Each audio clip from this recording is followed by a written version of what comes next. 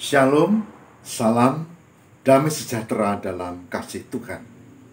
Saudara, kemarin kita sudah membahas tentang Tuhan yang menyembuhkan. Sumber kesembuhan yaitu Tuhan Allah sendiri. Dan hari ini kita akan lebih spesifik untuk membahas Sang Penyembuh di dalam diri Yesus Kristus atau Isa Al-Masih alaihi salam, Sang Pembawa Damai Sejahtera atau Yeshua HaMashiach, Yesus Kristus Sang Mesias. Saudara, semoga Tuhan berkati saudara semua. Saya Pendeta Lukas Eko Sukoco dari Padepokan Diakonia Mitra Kinasih GKJ Purworejo, berharap kita senantiasa diberkati Tuhan. Saudaraku yang terkasih di dalam Tuhan, di dalam Alkitab kita bisa membaca banyak nabi yang diutus Tuhan dan mereka memiliki mujizatnya masing-masing. Musa misalnya memiliki kuasa dengan tongkatnya. Begitu juga dengan Elisa yang diberi karunia yang luar biasa. Tapi saudara boleh memeriksa semua Alkitab. Dalam Alkitab itu, bahkan mungkin kitab-kitab lain, nabi-nabi biasanya mereka memang punya kelebihan. Tapi yang tidak bisa tidak adalah biasanya mereka tidak hanya menyembuhkan, tapi juga menumpahkan darah. Artinya dalam perjuangannya ada peperangan, menghunus pedang, membunuh orang. Tapi di dalam Alkitab ada satu yang istimewa, yang tidak pernah melakukan kekerasan, tidak pernah membunuh orang, tapi yang dilakukan adalah menolong orang, membawa damai sejahtera, menyembuhkan orang sakit, orang yang kerasukan setan juga dipulihkan. Bahkan ada orang yang sudah bertahun-tahun, 12 tahun dia mengalami pendarahan, dipulihkan. Yang elok lagi, ada yang sudah meninggal, masuk ke hari keempat, bangkit dari kematian. Jadi, hanya ada satu nabi yang bukan sekedar nabi, tetapi Mesias yang mampu menolong dan memberkati saudara-saudara dan saya. Hanya ada satu, yaitu Yesus atau Yeshua HaMashiach. Oleh sebab itu, saya ajak ibu, bapak, saudara untuk membaca bagian dari Alkitab berikut ini. Marilah, saudara, kita membaca Alkitab dari Kisah Para Rasul ayat yang ke-10. Kisah Para Rasul ayat yang ke-10, ayat 37 dan 38. Saya ulangi, Kisah Para Rasul pasal 10 ayat 37 sampai dengan 38, yang demikian firman Tuhan. Kamu tahu tentang segala sesuatu yang terjadi di seluruh tanah Yudea, mulai dari Galilea, sudah baptisan yang diberitakan oleh Yohanes, yaitu tentang Yesus dari Nazaret. Bagaimana Allah mengurapi dia dengan Roh Kudus dan kuat kuasa. Dia yang berjalan berkeliling sambil berbuat baik dan menyembuhkan semua orang yang dikuasai iblis, sebab Allah menyertai dia. Saya ulang bacaannya dari Kisah Rasul 10 ayat 37-38. Kamu tahu tentang segala sesuatu yang telah terjadi di seluruh tanah Yudea, mulai dari Galilea, sesudah baptisan yang diberitakan oleh Yohanes, yaitu tentang Yesus dari Nazaret, bagaimana Allah mengurapi dia, dan dengan Roh Kudus dan kuat kuasa dia yang berjalan keliling sambil berbuat baik dan menyembuhkan semua orang yang dikuasai iblis, sebab Allah menyertai dia. Saudara yang berbahagia, yang mendengarkan firman Tuhan dan yang memelihara dalam kehidupan setiap hari.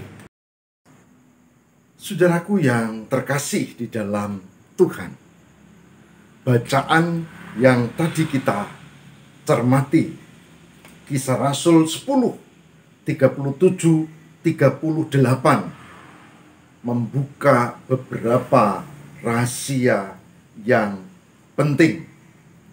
Ayat 37, bahwa yang terjadi atas Yesus, mukjizat, kebaikan dan pertolongannya adalah sebuah realitas sejarah. Dia memberitakan Injil, dia menolong banyak orang, dia menyembuhkan orang yang sakit, mengusir setan, bahkan ada yang mati, Lazarus misalnya, anak muda di Nain misalnya, dibangkitkan. Itu realitas sejarah. Artinya bukan cerita, tapi itu beneran. Bukan ajaran dogma, tapi itu kesungguhan yang nyata. Oleh sebab itu, saudara boleh beriman dan percaya. Kalau kita sedang sakit, kalau kita sedang didera sakit penyakit, maka keyakinan yang kuat bahwa Tuhan melalui Yesus Kristus, Sang Mesias, akan angkat sakit penyakitku, akan menolong, dan itu menjadi modal yang sangat penting. Itu rahasia yang pertama. Mari kita lihat pada ayat 38. Yesus itu diurapi, disertai Roh Kudus dan punya kuasa untuk berkarya, antara lain kesembuhan. Yesus punya kuasa. Oleh sebab itu, benar juga, bahkan agama-agama mengajarkan bahwa nanti pada hari kiamat, Isa Al-Masih, Yesus Kristus itu akan datang dan menghakimi semua orang, semua nabi-nabi, semua raja-raja, semua. Dan Yesus punya kuasa. Nah, ini realitas sejarah dan memang dia punya kuasa. Rahasia kedua, kuasa ini yang menjadi kunci. Sedangkan yang ketiga, saudara, kuasa untuk apa? Untuk memberitakan kabar baik dan untuk menyembuhkan, menolong.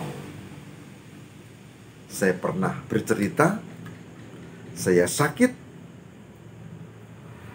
lumayan serius. Bukan berminggu-minggu, tapi berbulan-bulan. Istri saya pernah sakit dan serius. Bahkan dokter yang mendampingi, ada 4 kalau tidak salah, itu mengatakan ini peluangnya kecil. Dari sini belah, buka, dia punya perut sampai di atas vagina, karena ada sesuatu di kandungannya, tumor. Ada usus buntunya yang busuk, tapi juga ada batu empedunya yang menumpuk. Dan itu serius. Dan saudara, kami belajar untuk menghayati kasih Allah. Saya yakin kalau Tuhan mau menolong dengan perantaraan obat dan dokter, maka sembuh. Kesembuhan itu ya dan amin. 6 tambah 3 hampir 9 bulan saya tergeletak dan Tuhan menyembuhkan. Istri saya juga begitu, berminggu-minggu, berbulan-bulan, dan menyembuhkan. Itu poin penting. Oleh sebab itu hari ini saya mengajak, apakah kita memiliki keyakinan bahwa Tuhan akan menolong kita? bahwa manusia siapapun nanti pada saatnya dia akan mati. Ya, pasti akan meninggal pada saatnya. Tapi ketika sekarang kita masih hidup dan Tuhan mengaruniakan kehidupan, lalu ada sakit penyakit, apakah kita punya keyakinan bahwa Tuhan akan memulihkan dan menolong? Karena Tuhan punya kehendak. Itu yang saya pegang. Dan ternyata Tuhan memulihkan. Dan saya katakan, Tuhan, jika Tuhan izinkan aku untuk sehat dan sembuh, siaplah aku kau utus mengabdikan hidup bagimu. Dan kejadian tahun 90 tidak pernah saya lupakan. Sekarang sudah memasuki sebentar lagi 2021. Dan Tuhan mengizinkan hambanya ini yang penuh keterbatasan dan kelemahan untuk diangkat sakit penyakitnya, sehat dan sembuh. Dan kuncinya adalah keyakinan di dalam Tuhan. Saudaraku, ini yang harus dipegang dulu. Apakah kita memiliki keyakinan di dalam Tuhan? Saudara, keyakinan adalah iman. Dan iman itu adalah harapan yang dipegang teguh, diyakini. Dan itu yang menjadi kunci. Oleh sebab itu, saudara-saudara yang saat ini menghadapi sakit penyakit, bahkan yang sekarang sedang masa pandemi, sebagai hambanya saya mengajak, mari kita harus hati-hati. Yes, itu harus. Tapi tidak cukup itu. Tapi mari kita memohon supaya Tuhan lindungi kita dan menolong kita. Supaya Tuhan memberkati kita dengan kesehatan. Dan kalau kita diizinkan hidup, kita hidup untuk kemuliaan Tuhan. Jangan cemas, jangan takut. Lebih bagus kita meyakini bahwa Tuhan akan tolong. Tuhan tolong, Tuhan tolong, Tuhan tolong. Sebuah doa yang dilambari dengan ketulusan, sebuah doa yang dilandasi oleh keyakinan, sebuah doa yang diwujudkan dalam tindakan dan upaya akan diberkati Tuhan. Dan Yesus Sang Penyembuh itu nyata. Yesus Sang Penyembuh itu nyata. Ada banyak orang yang dinyatakan sakit dan parah. Ada banyak orang yang kemudian tetap meyakini dan diizinkan pulih. Dan kalau orang lain pulih, mestinya ibu bapak saudara bisa mengalami itu juga. Saya mengalami, istri saya mengalami. Mari kita bersama meyakini hal itu. Oleh sebab itu saudara, lewat program ini saya mengajak ibu bapak saudara semua, mari belajar untuk membina relasi dengan Tuhan. Dan meyakini bahwa Yesus Mesias. Dan cobalah untuk terus menjalin dalam doa kepadanya. Bahkan kalau hari ini mungkin kita atau saudara kita atau teman atau sahabat kita ada yang sakit, mulai hari ini cobalah katakan, Tuhan Yesus tolonglah. Tuhan Yesus tolonglah, sakit penyakit ini angkatlah. Tuhan Yesus tolonglah. Kalau itu dilakukan dengan keyakinan yang kuat, dilandasi oleh iman yang kokoh, diwujudkan dalam perilaku, upaya medis dan seterusnya, maka Tuhan sungguh-sungguh menyembuhkan. Bahkan ketika medis itu mandek pun, kalau Tuhan izinkan sembuh. Saudara, selamat menghayati hidup. Bagi yang sakit, jangan semplah, jangan putus asa, tetaplah yakin dan mari kita memohon kepada Tuhan di dalam doa. Marilah kita berdoa. Tuhan, berkatilah supaya kami memiliki keyakinan yang kokoh bahwa Tuhan sedia dan memampukan, menyehatkan, memulihkan kami dari sakit penyakit. Kadang kami ragu, tapi hari ini kami dilatih oleh perenungan sabdamu. Biarlah kami memiliki keyakinan dan landasan iman yang kokoh. Ya Tuhan, kami berdoa, beberapa sahabat kami, saudara kami terbaring di rumah sakit. Bahkan ada yang sudah di rumah tapi tetap masih belum pulih. Tolonglah ya Tuhan, Engkau tahu yang hamba-Mu maksudkan. Sembuhkanlah ya Yesus. Sembuhkanlah ya Yesus. Pulihkanlah dan beri, angkat sakit penyakitnya sehingga bisa pulih, dan kalau sembuh bisa terus memuliakan Tuhan melalui karya yang Tuhan berikan, pekerjaan dan pelayanan yang harus dilakukan. Terima kasih Tuhan, inilah doa kami. Kami mohon kabulkanlah di dalam Kristus Tuhan dan Juru Selamat kami. Haleluya. Amin.